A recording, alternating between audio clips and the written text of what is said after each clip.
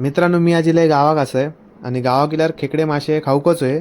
म्हणून मी परशाकासोबत इले नदीवरती. तर वाटेत जाताना मला चवळीचे शेंगे दिसले. म्हटलं खाऊया, कारण आमच्या लहानपणी आम्ही खूप खायचे.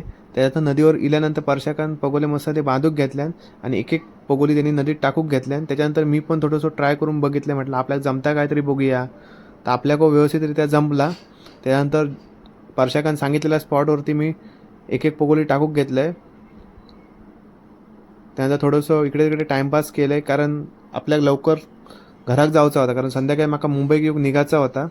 त्याच्यानंतर परशोका म्हणता तू थांब जरा वाईट, बस आराम कर, मी सांगते तुका खै खै गावतले ते. कारण परशाकाक सगळे स्पॉट माहिती होते.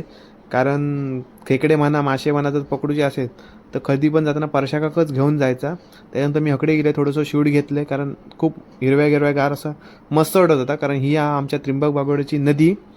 तुम्ही कधी पण इलास तर एकदा व्हिजिट आमच्या नदीक नक्की करा.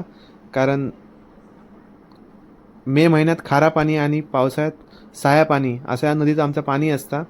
त्याच्यानंतर आम्ही एक एक पगोली काढूक घेतला.